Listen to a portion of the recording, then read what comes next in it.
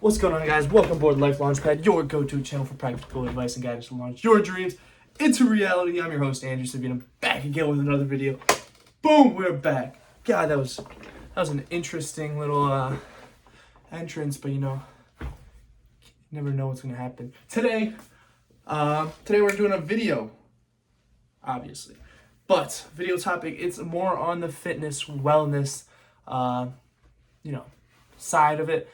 When we talk about excellence and growing and becoming the best you can, we want to target everything.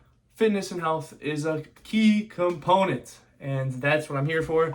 I'm very big into fitness and health, so I'm surprised I don't make more videos on it, but that's why we're here right now. Today's video is going to be talking about nutrition, primarily the cut versus the bulk. All right, for those of you who work out, lift, weightlifting, do any sort of training, you probably know what this means. If you were in a high school sport, if you were in any sort of sports, you probably know making weight. Sometimes you gotta lose, sometimes you gotta gain weight. So we are going over what that means. First of all, after that entrance, I couldn't close the door. Boom. Cut versus the bulk. I will start with the cuts because that's what I'm doing right now, actually. Cut. Losing weight. That is as simple as it gets. Cut equals losing weight. Primarily, a lot of people do cuts if they think they're overweight. When people think they say they want to lose weight, it's probably because they think they're overweight and they want to get less. Obviously, you're going to do cutting. What does a cut entail? It's simple. So, first step in this process, cut or bulk, you go online and you type in some details. It's like it's maintenance calorie. It figures out your maintenance calorie. What does that mean? How many calories your body burns naturally in a day. So you put in your height, you put in your weight, you put in how much activity you do on a daily basis. I'm 6'2", 189, 90 pounds right now, 88. And then it would tell me my maintenance calories. Should be a lot lower now than it was when I started. It's probably, and I do a good amount of moving activity on a daily basis, especially with that little roll. But anyway, mine was probably around 2.8, 2.9. It used to be 3.2. But what you would want to do for a cut is really just go under that. Usually you're looking to do like around 300 calories deficit, and then over a week, maybe a week or a little over a week, about a week, I think, it would cut. That would be a pound lost of like just fat. Because when you eat too many calories, it stores in your body as fat. That could be too much fat, too much carbs, too much protein, some nutrients you just your body releases naturally. But a lot of the time it gets stored up on your body as fat. So you want to get rid of them and you want to burn that. So instead of eating how many you need, you eat less. Your body's forced to use what it has on you right now. And then it starts to trickle down the layers and levels of fat that you have on your body. Simple enough. It's good. In the realm of weightlifting and, bodybuilding, people will bulk up to gain muscle. That's what you want to do. You eat, gain muscle, gain size, and you cut down to try and maintain the muscle, but lose the fat. So, and you just it's a process you repeat. Cut, bulk, cut, bulk. Well, usually you start bulk, cut. Me personally, I never took weightlifting this extremely seriously. I always went to the gym, did some workouts, hit my push-pull legs, a little basketball cardio, whatever. But last December, I was like, all right, maybe I should start bulking. I was at like 204-5 pounds there, 6'2", and then I was like, all right, maybe I'll start bulking. And then I looked at my body and I wasn't happy with what it was. By this time, it was already middle of February. I was 217 pounds, so I got 14 pounds, which is quite a lot, honestly, for that short of amount of time. And I was like, you know what? Gotta flip the switch. I kind of want to go down before I go up again. Otherwise, I feel like it's just gonna be too much fat stored up and not enough muscle gain. Well, the muscle gain's gonna be there, but the fat is gonna be also there. So now so yeah, I would say since middle ends of February, I've seriously been cutting, made a lot more since I've gotten home from school. Um, I'm down to 188, 189 pounds. You know, that's about just under 30 pounds lost in a couple months. It's honestly, and the thing for me, it's not been uh, hasn't been so much of a just like cut, losing muscle.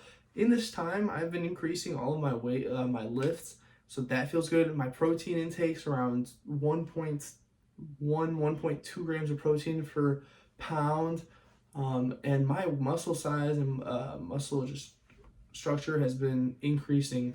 So I've been doing more of a recomposition, but it's still been a calorie deficit. It's just been working out with the way that I diet it.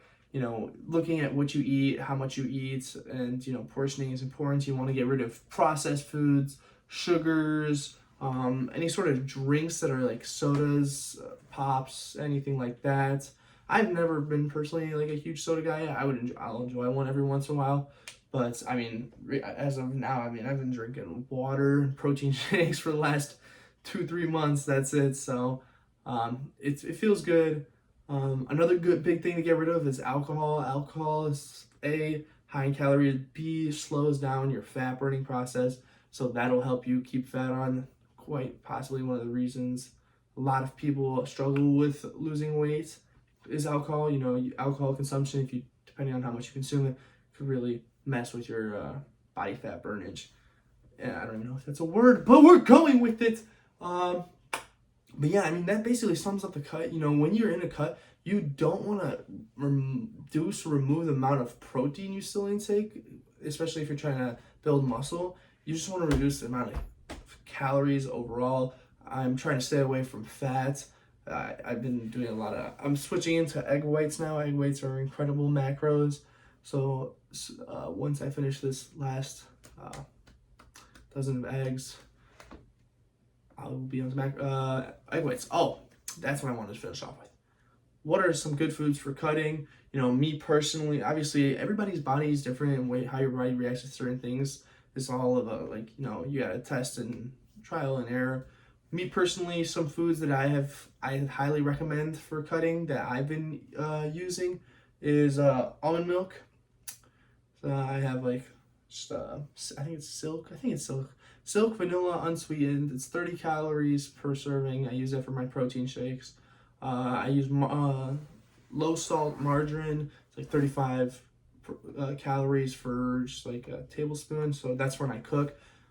Eggs. I like eggs. Eggs are a big one. It's I think it's 6 grams of protein for 70 calories. Not terrible. I try to make it around 10 to 20 calories per gram of protein. Usually try to go on like less than that, but eggs are good.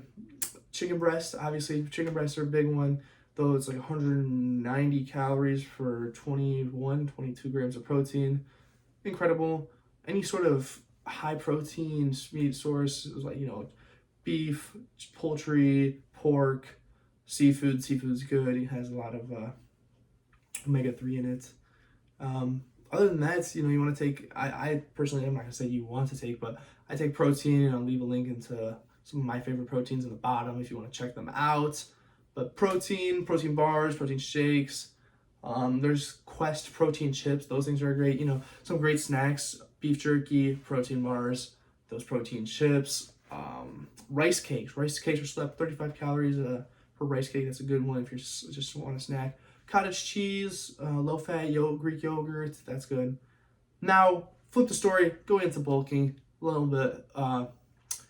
Total different thing is bulking. You want to, obviously, if cutting is less, bulking is more. You want to eat more calories, you want to eat more protein, you want to just consume more food so your body has the resources to just gain size. It's going to be stored everywhere, but that will also help increase the size of your muscles. And that is ideally what you want to do. Bulking is good for people that, play sports. Some people want to bulk. I know a lot of football players always want to bulk. It's good for building muscle. There's not much more to say to that. It's really just about eating more. You want to eat more. You want to have more meals. You want to just incorporate different things in your meals. But that's about it. You know, now I'll give you some good foods that are commonly used for bulk. At number one, without a doubt, I mean, you might already expect it, peanut butter. Peanut butter is highly up there. It's high in calories. Protein's there. It's not the greatest, but it's pretty good. It's a great snack. You know, protein, like my favorite pre-workout or post-workout snack after when I'm bulking would be like protein shake, toast, peanut butter, bananas. I mean, that right there is probably like 400 calories, five, maybe even six. But yeah, that's a good one. Peanut butter, any sort of nuts, pasta. There's a protein pasta that I use, higher in calories, higher in protein. That's good. You just want to eat more food, incorporate more protein in your diet, and that's about it. You know, you want to instead of using almond milk for the cut, I use regular milk for the bulk. Some more calories, usually a couple more grams of protein in it as well. Besides that, I guess I can go a little bit into maintenance. Maintenance is in the middle, right in the middle. You want to just maintain how many calories you burn is how many you consume in a day so that your body can restructure. It's a lot harder to do, you know, to accurately do, but you want to restructure your body to like lose the fat, but just stay where it is, stay where you want it to be. And that's used to, you know, switch from phases depending where you are. It's a big idea.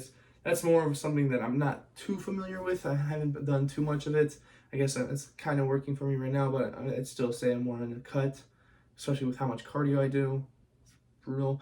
That's one thing I forgot to mention. Cardio for the cut, no cardio for the bulk, that's for sure. I know a lot of people hate on cardio. Cardio's fun for me. I enjoy cardio. It's a good way to end off the workouts. And yeah. But that's about all I've got for the cut and the bulk. You know, everybody's body reacts differently. Everybody loses fat at a different pace. You know, metabolism plays a role, like what your food you're eating, how much exercise you're doing, how much how much time you have sedentary. And then also it's just genetics as well. You know, for me, I realized that if I lose the fat on my face like that, then it goes like my arms, back, and then my legs never really have too much, but and then my last is around my stomach, you know, just around here, the torso. But you know, you just try things, look at what works for you. Drop a comment if you have any foods that you like to eat for the cut or the bulk, any exercises. Other than that, I hope you guys enjoyed this video. Don't forget the power to grow lies within you. Don't stop learning, don't stop growing, don't stop launching towards your dream. I'm your host, Andrew Savina, and I hope you have a great day. Catch you in the next video. Peace.